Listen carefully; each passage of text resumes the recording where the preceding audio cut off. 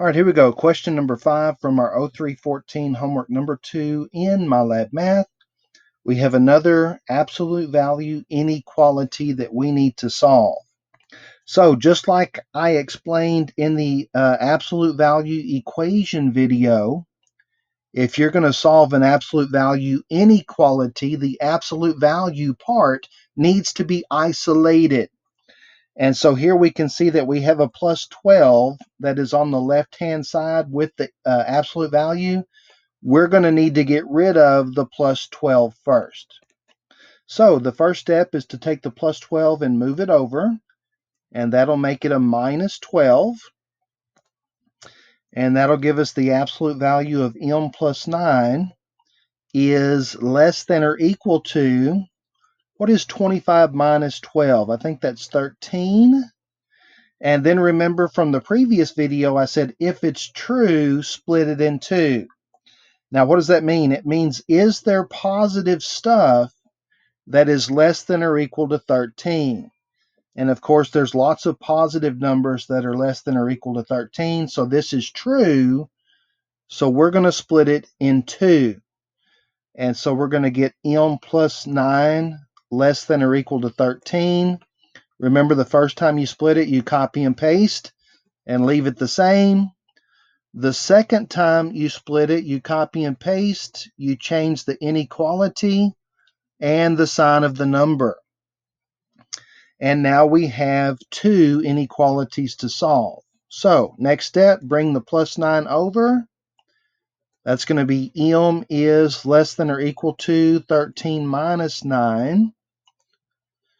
And 13 minus 9, I think, is 4.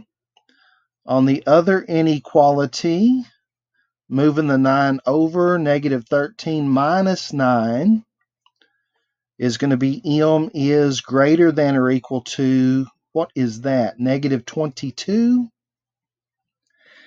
And then if you'll recall from the previous video, I said if the original problem has a less than or a less than or equal to, either way, then that's going to be an and. This is an and inequality, which means it's an intersection. So on a number line, the critical points are negative 22 and 4. And it says greater than or equal to negative 22, which means everything bigger than, including negative 22. But it also says less than or equal to 4. So that's going to be everything in between negative 22 and 4.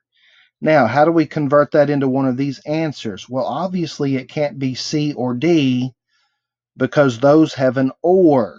So it's going to have to be either A or B, and we can figure out which one of those it is by seeing that A doesn't have the equal to part.